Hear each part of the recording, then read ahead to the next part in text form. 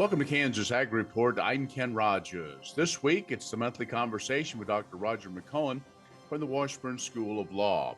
We'll review what impacts some legislation in the Kansas Legislature could have on agriculture, along with an update on any new rulings from the U.S. Supreme Court. We'll also have features from the Kansas Soybean Commission, Kansas Department of Agriculture, and Kansas Grain Sorghum, along with a weekly update from the Kansas Livestock Association and market information from Pinion. Kansas Ag Report brought to you in part by the Kansas Soybean Commission, the Soybean Checkoff, progress powered by Kansas farmers, Kansas Farm Bureau, a grassroots ag organization representing the state's farm and ranch families since 1919, kfb.org. And the Kansas Wheat Commission, lending in the adoption of profitable innovations from wheat, online at kswheat.com.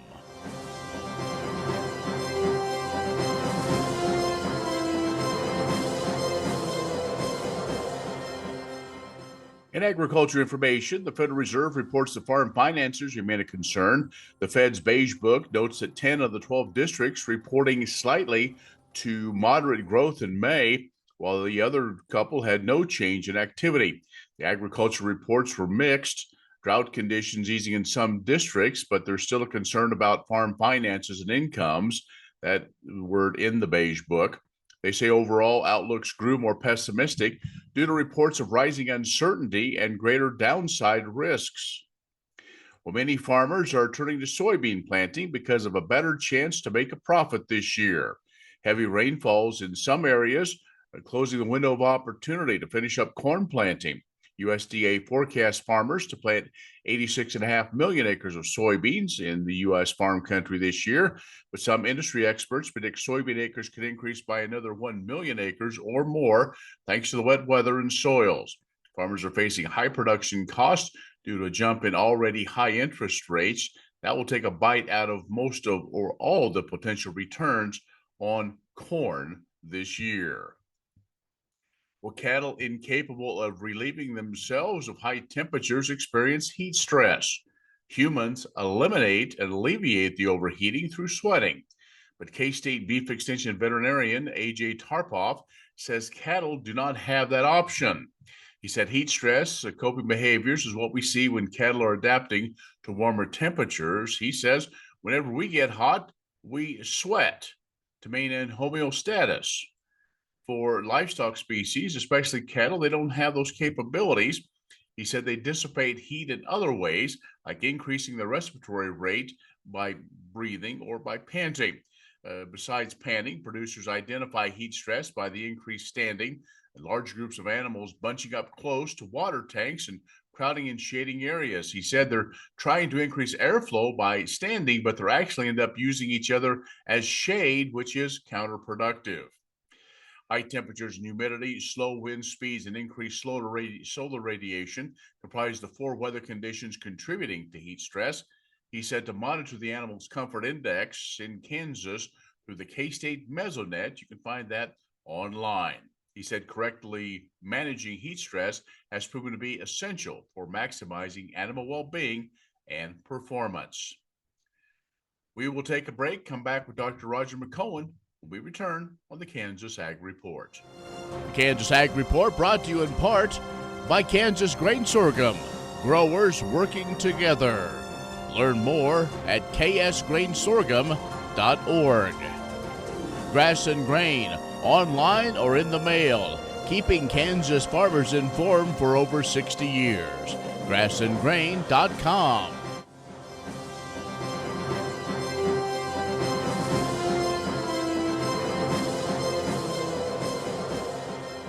And joining us is Dr. Roger McEowen, who is a ag and tax law professor at the Washburn School of Law. Joins us every month to talk about things going on with agriculture through the court system. Good morning, Dr. McEowen. Good to be with you, Ken. Okay, we've got a couple things we want to discuss, and one is the Kansas Legislature has adjourned, and kind of a review of some things that affected agriculture of legislation that was passed. It probably wasn't as heavy a lift as what some had to hope. We spent a lot of time on foreign ownership, but I think hopefully some meaningful things were done and signed by the governor. Yeah, there were a few things that came out of this session that I think will be good for agriculture in the state of Kansas. You had we'll start with what I would view as a minor provision, and that's this was a provision that was contained in a bundle of tax provisions, and it involves a sales tax exemption for custom meat processing services. I don't know the legislative history behind that as to why or where it came from, but that's in there along with the tax deduction for private motor vehicle transactions and exemptions for numerous pieces of equipment. So it's kind of as I see it, kind of a conglomeration of a bunch of sales tax provisions that were bundled together. But there are a couple in there important to ag. Right, and kind of a cleanup of a bundle, and that was what that was. Now, one that took a lot of time in the legislature, at least on the House side, the Senate kind of breezed through it, if you will, but the state needed to update their pesticide law to comply with EPA. Yeah, this was a big bill. This was updating the Kansas Pesticide Act, as you mentioned, in accordance with EPA regs that passed the Senate overwhelmingly and passed the House overwhelmingly. And it differentiates the penalties for individuals and businesses. But as I see it, it retained the maximum fine of $500 for an individual. And it also retains the ability for producers to barter for services with fellow producers and brings the age for a minor to apply pesticides under the supervision of a family member in line with the federal EPA requirements. So that consistency rule there, I think, is pretty important, and that's going to avoid confusion or should help avoid confusion of differing state rules and federal rules. But perhaps the most important part of this bill, as I see it, to agriculture, is it keeps primacy within the state of Kansas for pesticide regulation. It keeps it at the state level. And so I don't think it doesn't look to me like it's an over-regulation of farmers and ranchers.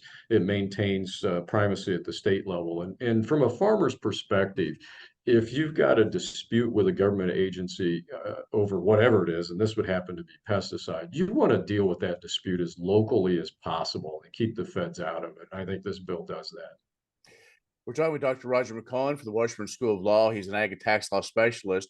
We're talking about some things that went on in the Kansas Legislature. We'll do that and more and find out what's going on with the Supreme Court. We can return in just a moment. Kansas Ag Report brought to you in part by the Kansas Livestock Association, supporting members' business interests and meeting consumer demands. KLA.org. Oldie Seed Farms, carrying soil-specific seed. Find them on the web at oldieseed.com.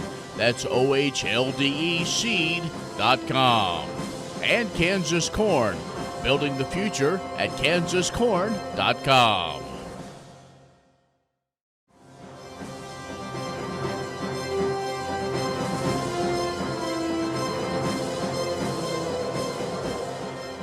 And our guest is Dr. Roger McEowen from the Washburn School of Law. He joins us every month and talking about different issues. And we're talking right now about what happened in the Kansas Legislature. And Dr. McEowen, as always, water took a lot of time to deal with and try to find out things moving forward.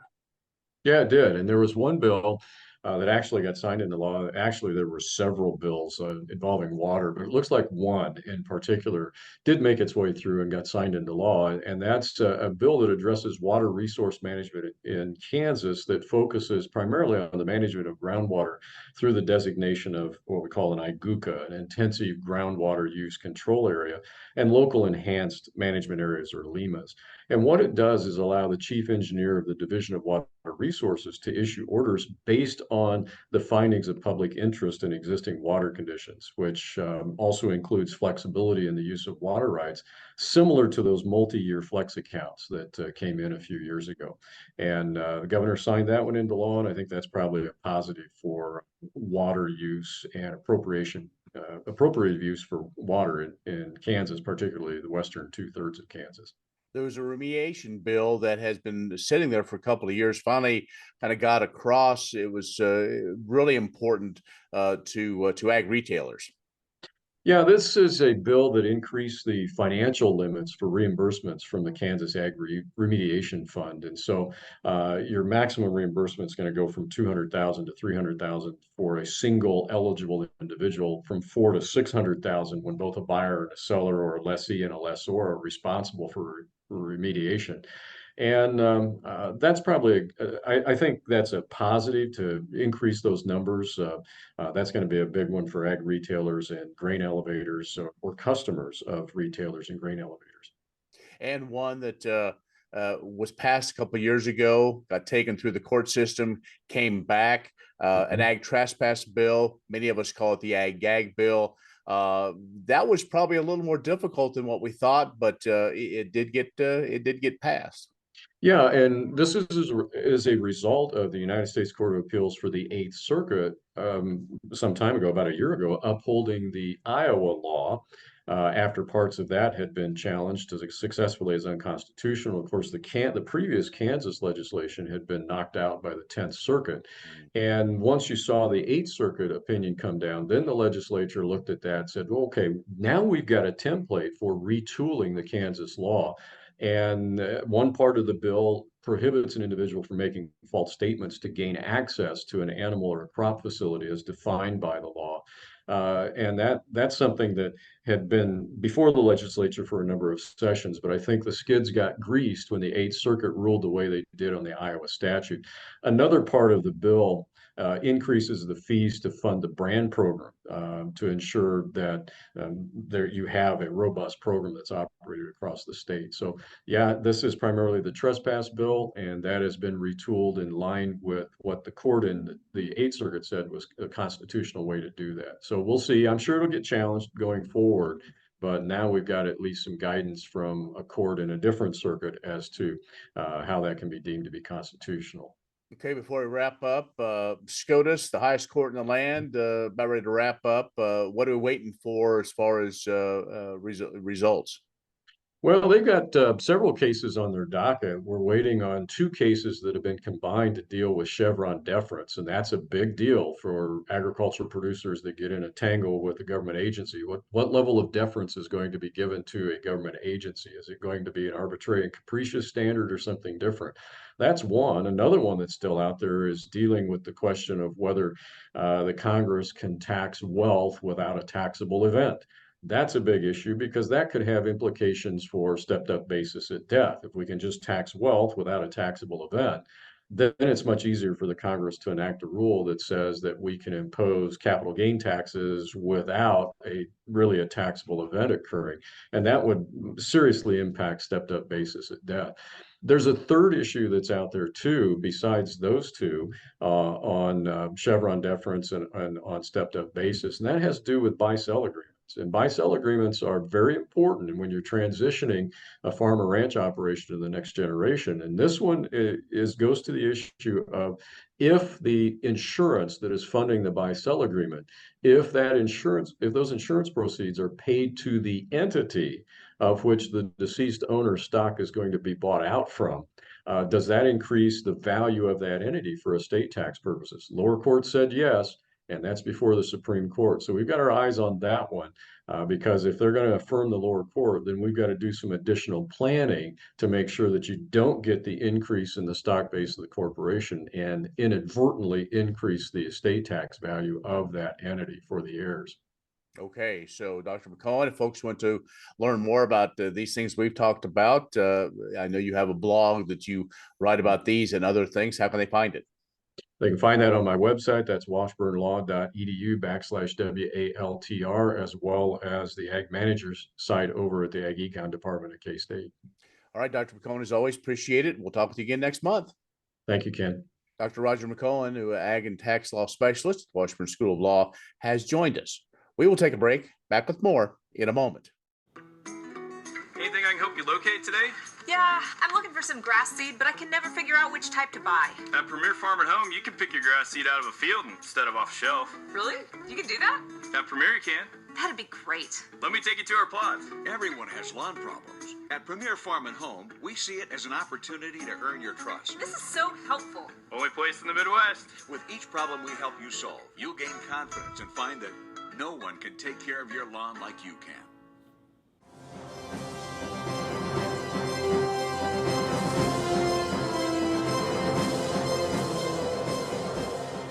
Kansas positions itself as a premier dairy frontier due to its wide open spaces, climate, water access, and proximity to feed sources, including soybeans. This is one of the fastest growing dairy states, currently sitting at 17th in production. Around 176,000 dairy cows reside in our state, according to current USDA survey numbers. Those dairy cattle consumed 165,000 tons of soybean meal in 2022, meaning dairy has taken the top spot for soybean meal consumption in Kansas.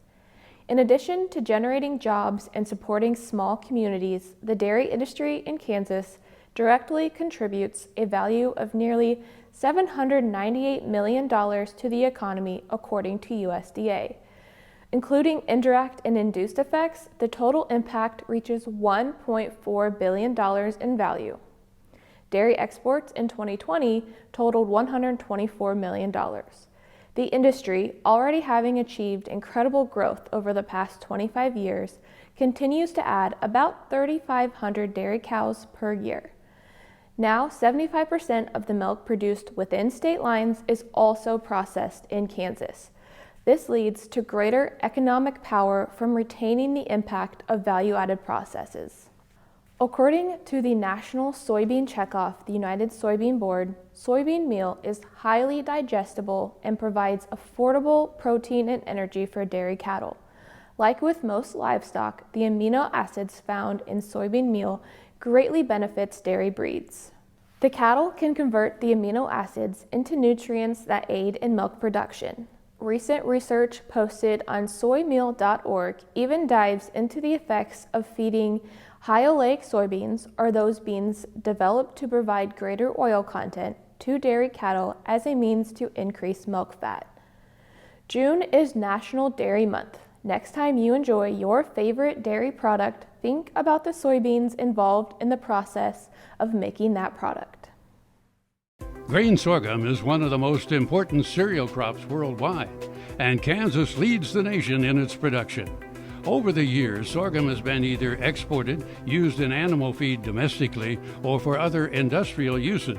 Recently, its use in the ethanol market has seen tremendous growth, with 30% of domestic sorghum typically going to ethanol production. Kansas Grain Sorghum is committed to sorghum research, market development, and education. Learn more at ksgrainsorghum.org.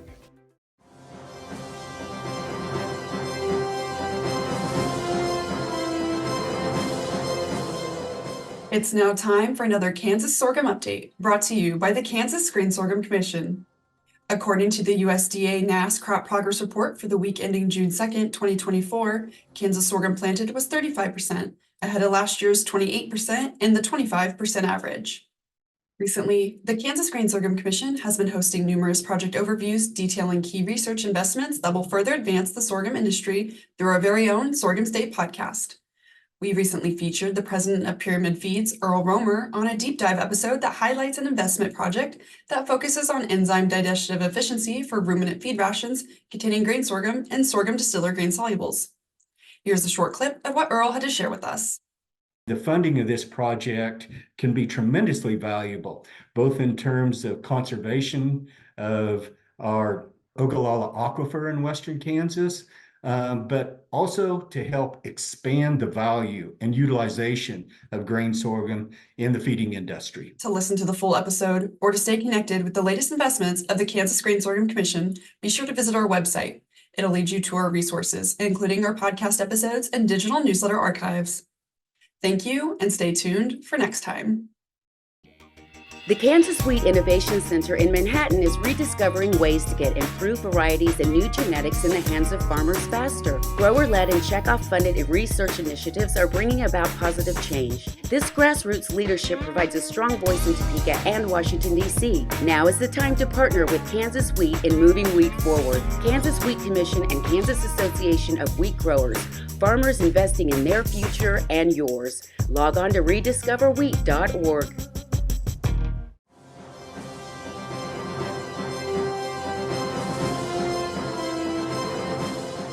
One of the critical ways the Kansas Department of Agriculture serves the state of Kansas is to protect animal health and welfare, a role that is filled by our Division of Animal Health. This summer, the KDA Animal Health team will be traveling the state of Kansas to host regional workshops discussing critical topics that relate to protecting the health of the livestock industry in Kansas. Each workshop will include 2 sessions. The afternoon session is intended for emergency management professionals and county officials, and the discussion topics will include things like the role of the county in a disease response, livestock truck rollover, disposal, and sheltering. The evening session will be for veterinarians and livestock producers, and discussion topics for this evening session will include things like animal disease traceability, secure food supply planning, and disease response plans. If you attend either session, you're invited to come early or stay late for the networking dinner, which will be held between sessions. It's offered at no cost to all attendees.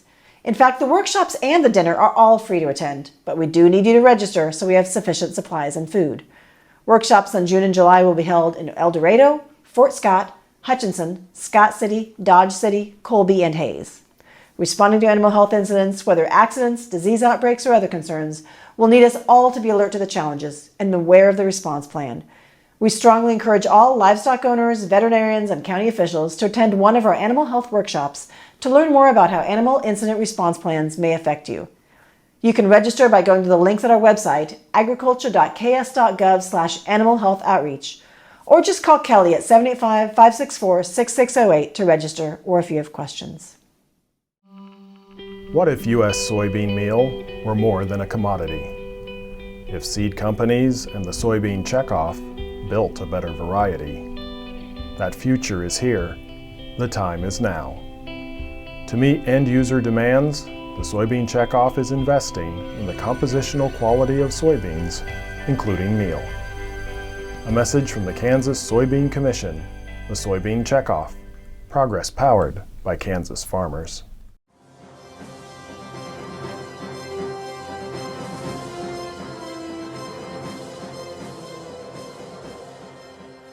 Dell Allen, a retired Kansas State University Department of Animal Sciences and Industry professor and meat industry visionary, along with his wife Joyce, will receive the 2024 Don L. Good Impact Award. The Allens will be recognized during the K-State ASI Family and Friends Reunion October 5th in Manhattan. Allen grew up on his family's farm in Liberty and earned his bachelor's degree from K-State in 1961. He earned his master's in animal breeding from the University of Idaho and his doctorate in animal husbandry from Michigan State University.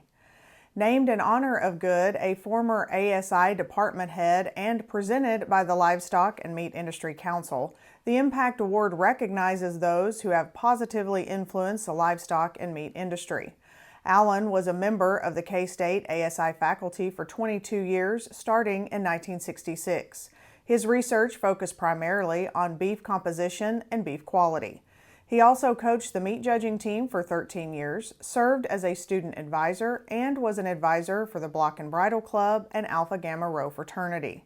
Allen left his academic position in 1988 to work for Excel Corporation, which became Cargill Meat Solutions. He retired in 2004, then consulted in various capacities for the next 12 years.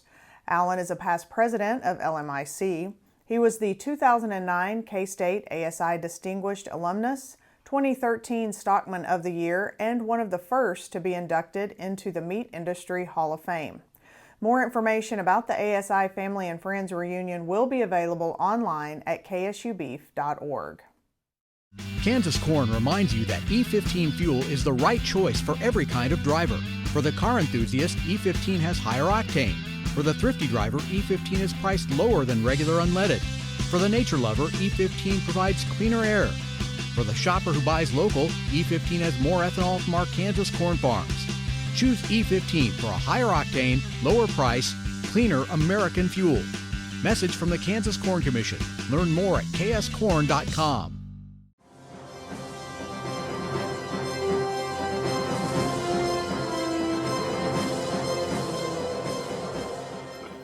This week's market has shown plenty of volatility as the trade digests multiple storylines and different rounds of information.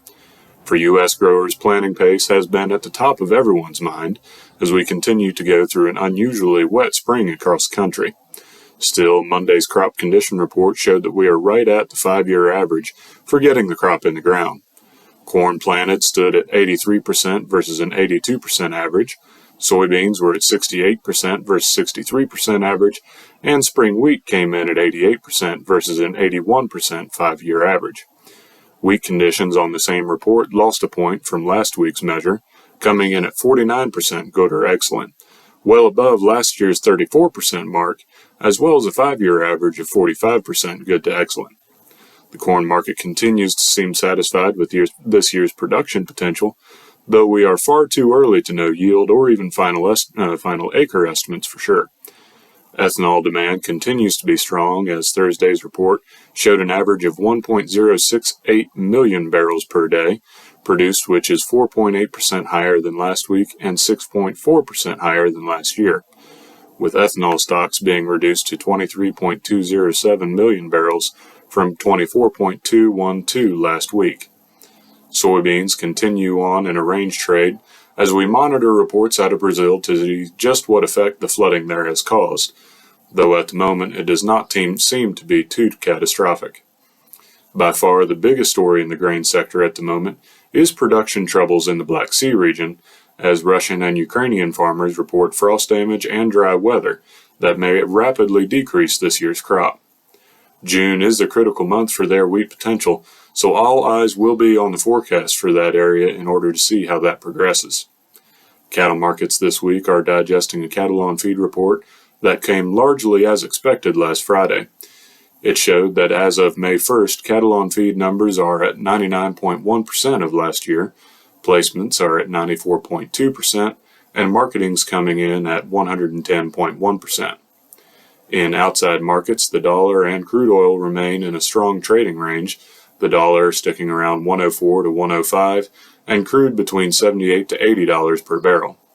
If you have any questions or would like to get started on your marketing plan before it's too late, feel free to give us a call at 888-452-8751. I'm Jake McCall with Pinion Risk Management, and I hope you have a great day. The Kansas Wheat Innovation Center in Manhattan is rediscovering ways to get improved varieties and new genetics in the hands of farmers faster. Grower-led and checkoff-funded research initiatives are bringing about positive change. This grassroots leadership provides a strong voice in Topeka and Washington, D.C. Now is the time to partner with Kansas Wheat in moving wheat forward. Kansas Wheat Commission and Kansas Association of Wheat Growers. Farmers investing in their future and yours. Log on to rediscoverwheat.org. That's our program this week. Thank you so much for joining us. Be social with us online, kansasagreport.net, or our social media channels. I'm Ken Rogers. We'll be with you next week for the next Kansas Ag Report. Many seed companies claim to offer the latest genetics, but how many have tested those genetics in soils just like yours? The Oldie Seed Know to Grow research program has fully tested the latest seed genetics in soils that are right in your neighborhood. The Oldie Seed Know to Grow program can recommend the best performing hybrids from technologies like Enlist, Extend, and LibertyLink that will optimize the yield and profit of every acre on your farm. Contact Oldie Seed today.